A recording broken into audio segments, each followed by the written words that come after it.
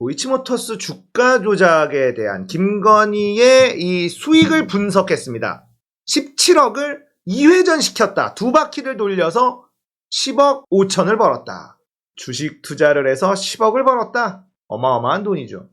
주가 자체가 이게 무슨 시세 조정 행위가 있었다고 보기 어려울 정도로 뭐 아주 소액의 오르내림이 있었고, 오히려 조금 비쌀 때 사서 좀 쌀 때 매각한 게 많아서 나중에 뭐 수천만 원의 손해를 보고. 2010년 5월 이후 추가의 주식 거래가 있었는지. 두 당연히 번째로 주식 했죠. 두 번째로 제 처가. 주식 거래해서 돈을 버는 게 있는지, 손해만 봤는지.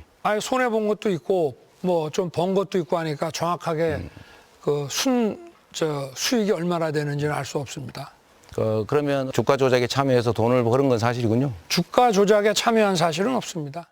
자, 지금 보면 손해를 봤다라고 얘기했다가 나중에는 뭐 번 것도 있고 손해본 것도 있다 뭐 이런 식으로 말을 좀 바꿨습니다. 자, 뉴스타파가 어떤 식으로 보도했느냐. 일단 윤석열 캠프가 공개한 김건희 계좌 내역, 이 자료와 검찰 공소장에 있는 범죄 일람표, 사실 이게 핵심 증거입니다. 검찰이 이 거래는 범죄다, 주가 조작이다 라고 이야기한 것, 거기에 김건희가 거래한 내역도 들어있었다라는 거예요. 그리고 한국거래소 도이치모터스 주식거래 데이터, 그리고 SBS 파일 2022년 2월 22일에 보도한 콩콩절에 보도한 SBS 파일, 법정에서 나온 김건희 거래 내역에 관한 증언, 이렇게 총 5가지 자료를 놓고 분석을 하기 시작한 겁니다. 김건희 여사의 2회전 투자, 이게 무슨 말인지 살펴보겠습니다. 자, 김건희 도이치모터스 보유 주식 평가액인데, 자, 한번 쭉 올라갔다가 확 빠집니다. 두 번째 확 올라갑니다. 김건희는 여기에서 한번 팔고 여기에 전부 다 팔아버렸다. 이렇게 두 바퀴를 돌렸다라는 이야기입니다. 그래프가 이상하죠. 딱 봐도 주가 조작이 된 흔적이 보입니다. 자, 여기까지가 1회전이에요. 여기까지 쭉 올라갔다가 가지고 있던 주식을 전부 다 내다 판다. 여기까지 1회전이고요. 그 다음에 다시 매입을 시작해서, 바닥에서 매입을 시작해서 쭉 올려놓고 전부 다 팔아버립니다. 이렇게 두 바퀴를 돌렸다라는 걸 뉴스타파가 분석을 통해서 확인을 했습니다. 자, 1회전 투자, 원금은 17억 2,300만 원. 이것도 자료를 바탕으로 찾아낸 건데요. 자, 신한증권 계좌, 첫 번째 나왔던 신한증권 계좌 67만 6천 주를 매수하고 10만 주를 매도합니다. 이 계좌에서 말이죠. 순 매수한 주식이 57만 6천 주가 있었다. 신한증권 계좌에서 말이죠. 2010년 1월에 순 매수한 게 57만 5,760주인데, 자, 2010년 5월에 신한증권 계좌에서 DB 동부증권으로 계좌를 옮기죠. 그런데 그때 있었던 계좌가 69만 주였다는 거예요. 69만 주. 숫자가 딱 맞지 않죠? 그러니까 김건희가 기존에 보유하고 있던 주식이 11만 4,240주. 예전부터 갖고 있었던 주식이 또 있었다라는 거죠. 자, 김건희 1회전 투자 시 원금입니다.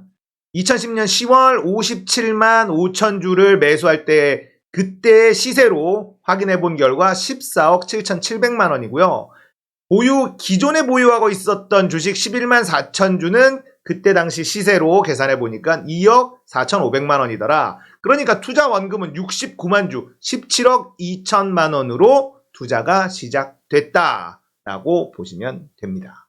1회전 투자 수익은 3억 7,200만 원이다. 신한금융투자 주식 계좌에서 69만 주를 샀죠.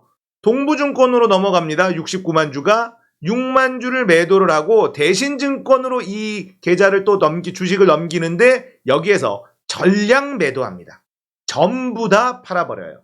자, 김건희 1회전 투자 수익, 투자 원금이 17억, 매도 금액이 20억, 평균 단가가 투자할 때는 2,500원에 샀다가 2,976원, 거의 3,000원에 판매를 합니다. 그렇게 해서 3억 7,200만 원의 수익을 챙겨갔어요. 자, 김건희 2회전 투자 매수 내역입니다. 미래에셋 대우 47만 7,500주, 토러스 증권 15,000주, 평균 매수 단가가 3,748원, 투자 원금은 18억 4,600만 원입니다.